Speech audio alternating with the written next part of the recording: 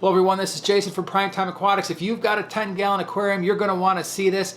These are common fish that are often put in a 10-gallon, but long-term they usually don't work. I'm going to give you some better options as well. Thank you so much for being here. Hope you enjoy the video.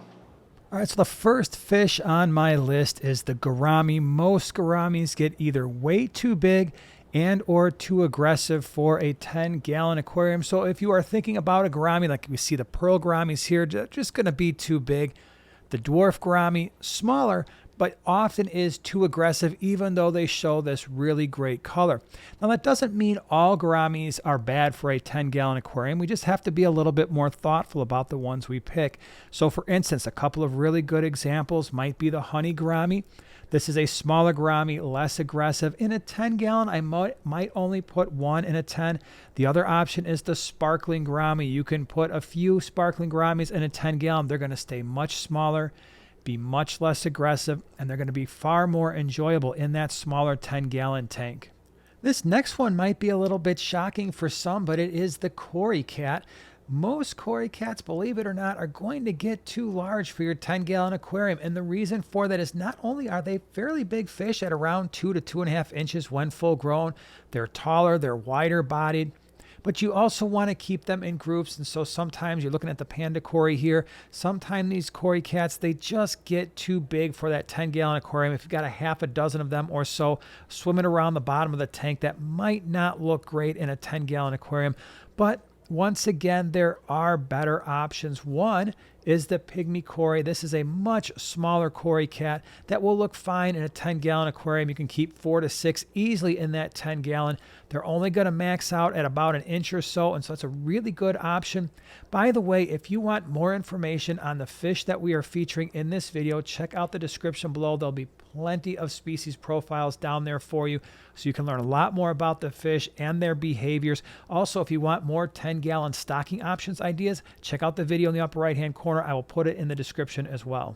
Now, this is a question we get quite often, and that is, can you put mollies in a 10-gallon aquarium? And for that, I would say no. One, because the mollies get too big, and two, because sometimes they can be prone to aggression, especially with males chasing females around and males being aggressive towards other males. And so I would stay away from mollies in a 10-gallon aquarium. I just think it's too small. I would prefer to have at least a 29-gallon, if not a larger tank. The sailfin mollies get even larger. Now, if you really like the Livebearers, there are better options. One would be the Endler. This is a great fish, full of color, full of personality. It's a Livebearer, something that you can breed in a 10-gallon relatively easy. And there's lots of different options when it comes to the Endlers. And so this would be a really good option because of their size. They are a very active fish, so keep that in mind. The other option that you have, of course, is the guppy, and guppies are fantastic. Again, it's going to stay a little bit smaller. We've done lots and lots of 10-gallon guppy tanks in the past. Best with both the Endlers and the guppies. For every male that you have, I would have at least 3 or 4 females. That way, if the males want to breed, they have lots of options, and it's not going to stress out the females, especially in that smaller volume of a 10-gallon aquarium. Next up on the list are barbs. Most of the barbs are not going to do well in a 10-gallon aquarium. They just get too big. You need to keep them in groups of at least 6 or more, but ideally in groups of 10 or more. And so things like the emerald tiger barb that you're seeing here, or the standard, the melon barbs, snakeskin barbs, these are fish that just get too big and require too large of a group to comfortably keep in a 10-gallon aquarium. Usually there are going to be problems when people try. The better option, if you like barbs, is the cherry barb. This is a much smaller fish. Going to max out right around an inch to an inch and a quarter. Awesome color as you're seeing here. And not only that, they're not going to be super aggressive, and you can keep a group of 6 or 8. They're not going to be super aggressive towards one another, and usually not overly aggressive towards other fish. There's albino versions and longfin versions. Another common fish you keep in a 10-gallon is most of the Tetras, and I actually don't think a lot of the Tetras are great options. Here you're looking at the red cherry Tetra. This is a great fish in a 20-gallon, but if you keep some of your medium-sized Tetras in a 10-gallon, again, you want to keep them in large groups of a minimum of at least 6, but usually 8, 10, 12, or 15 or more is going to be really awesome. Even some of the neons, when full grown, get a little bit too large. Better options, The Ember Tetra is a really nice option. This is a fish that's going to max out at about an inch. And so if you keep 8 to 10 in a 10 gallon, that is going to be, it's going to look nice. It's not going to be overly crowded. If you like the schooling behavior of the Tetra, the other option is take a look at some of the rasboras. These are also really great fish. Here you're looking at the rummy nose rasbora. You've got the chilies, the dwarfs, the emeralds, the celestial pearl Daniel, otherwise known as the galaxy rasbora. These are going to be much smaller, still give you that schooling behavior, not as aggressive, not as finippy as some of the medium-sized tetras, and proportionally, it's just going to look a lot nicer in that 10-gallon aquarium.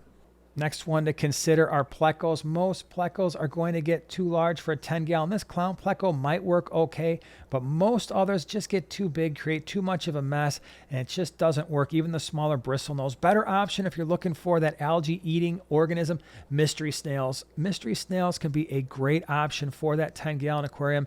This was a 20-long breeding mystery snail tank. Worked out great, but they will do wonderful in a 10-gallon. Put 3 or 4 in there. They provide a different kind of interest in the tank. They're usually pretty silly, fun to watch, but that would be a really solid option for your 10-gallon. Last one, and that's cichlids. Most cichlids, even the smaller cichlids, are going to be too territorial for a 10-gallon tank. Here you're looking at various types of rams, but even the shell dwellers that max out right around an inch to an inch and a quarter, once they start breeding, they start becoming more territorial. If any of these fish start to breed, just 10 gallons is not enough of a footprint for most cichlids. They're going to probably start chasing fish around. Does it work sometimes with some of the smaller cichlids? Maybe. It's just not a chance I'm willing to take in a 10-gallon. I prefer at least a 20 for the smaller nano-type cichlids like you're seeing here. But cichlids overall, it's probably not a good idea. Would love to hear from you. What were some of the fish that you kept in a 10-gallon aquarium that just didn't work out that well? Or some fish that worked out great? Put that down in the comments section below. Once again, if you want more information on some of the fish featured here, check out the description. We'll have lots of species profiles for you there. Really appreciate you being here. We'll see you in the next one.